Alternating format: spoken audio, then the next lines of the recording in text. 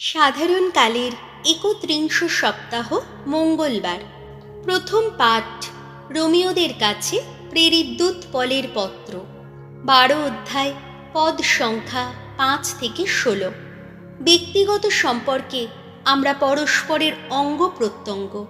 প্রিয়জনেরা, অনেক হয়েও আমরা খ্রিস্টের সঙ্গে মিলনাবদ্ধ বলেই এক দেহ, এবং ব্যক্তিগত সম্পর্কে আমরা পরস্পরের অঙ্গ প্রত্যঙ্গ। আমাদের প্রত্যেকের প্রতি ঈশ্বরের স্বতন্ত্র অনুগ্রহ অনুসারে আমরা প্রত্যেকে ভিন্ন ভিন্ন আধ্যাত্মিক শক্তির অধিকারী। কাজেই যার প্রাবক্তিক বাণী ঘোষণা করার শক্তি আছে, সে তা প্রয়োগ করুক তার বিশ্বাসবোধের গভীরতা অনুসারে।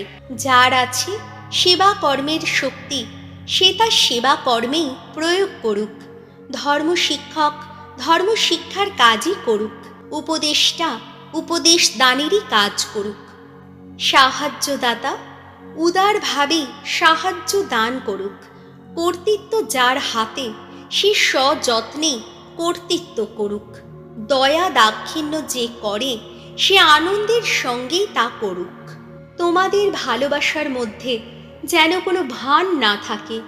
অসৎ যা কিছু তা ঘৃণা করো, যা সৎ তা আঁকড়েই ধরো। ভাতৃপ্রেম যেন তোমাদের মধ্যে গভীর স্নেহ বন্ধন গড়ে তোলে। তোমরা একে অন্যকে বেশি সম্মানের যোগ্য বলেই মনে করো। নিরলস আগ্রহ নিয়ে উদ্দীপ্ত হৃদয়ে তোমরা প্রভুর সেবা করে যাও। আশা তোমাদের মনটাকে আনন্দিত করে রাখুক। তোমরা দুঃখ কষ্টে সহিষ্ণু হও। প্রার্থনায় নিষ্ঠাবান হয়ে ওঠো। পুণ্যজনদের অভাব অনটন তোমরা ভাগ করে নাও। অতিথি সেবায় হও যত্নবান। যারা তোমাদের নির্যাতন করে, আশীর্বাদ করো তাদের। আশীর্বাদই করো, অভিশাপ দিও না কখনো। যারা আনন্দ করে তাদের সঙ্গে আনন্দ করো, যারা কাঁদে তাদের সঙ্গে কাঁদো। তোমরা পরস্পর এক প্রাণ হও। প্রভুর বাণী, শাম সঙ্গীত, ধুয়ো। হে প্রভু, আমাকে শান্তি দাও, তোমার চরণ তলে থাকতে দাও। ওগো ভগবান, অন্তর আমার গর্বিত নয়, আমার দৃষ্টিও উদ্ধত নয়। আমি ছুটে বেড়াই না কোনো গরিমার পিছনে, আমার সাধ্যের অতীত কোনো কিছুরই পিছনে। ধুয়ো। হে প্রভু, আমাকে শান্তি দাও, তোমার চরণ তলেই থাকতে দাও। না, আমার প্রাণকে আমি শান্ত করেছি স্থির, যেন মায়ের কোলে শিশুরই মতো। এখন স্তন্যবিরত শিশুর মতোই তৃপ্ত আমার প্রাণ। হে ইসরায়েল, ভগবানেই আস্থা রাখো তুমি, এখন এবং চিরদিন চিরকাল। ধুয়ো।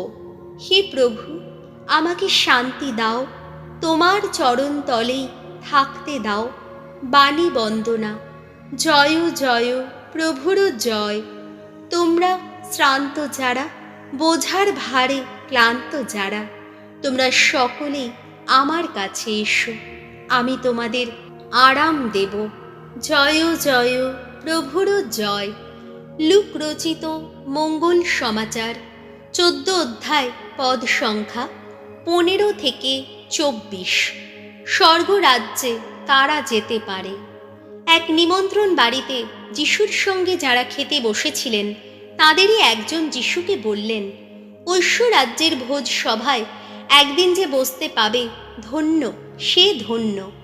যিশু তখন তাকে বললেন, একজন লোক এক বিরাট ভোজের আয়োজন করল, আর তাতে অনেক লোককে সে নিমন্ত্রণ জানালো। ভোজের সময় এলে সে তার চাকরকে দিয়ে নিমন্ত্রিতদের বলে পাঠালো, আপনারা এবার আসুন, সব কিছুই প্রস্তুত। তখন তারা সবাই একে একে একই সুরে মাপ চাইতে লাগলো। প্রথম লোকটি বলল, আমি একটা জমি কিনেছি, এখন আমাকে তা দেখতে যেতেই হবে, দয়া করে আমায় মাপ করবেন। আর একজন বলল, আমি ৫ জোড়া বলদ কিনেছি, সেগুলো একবার যাচাই করতে যাচ্ছি, দয়া করে আমাকে মাপ করবেন। আর একজন বলল, সবে আমি বিয়ে করেছি, তাই যেতে পারছি না। চাকরটি ফিরে এসে মনিবকে ওই সব কথা জানালো। তখন বাড়ির কর্তা রেগে গিয়ে চাকরটিকে বলল, যাও, তুমি এক্ষুনি শহরের পথে ঘাটে অলিতে গলিতে যাও, যত গরিব, পঙ্গু, অন্ধ আর খোঁড়া লোককেই এখানে নিয়ে এসো। কিছুক্ষণ পরে চাকরটি এসে বলল, কর্তা, আপনি যা করতে বলেছিলেন তাই করা হয়েছে, কিন্তু এখনো জায়গা যে খালি রয়েছে।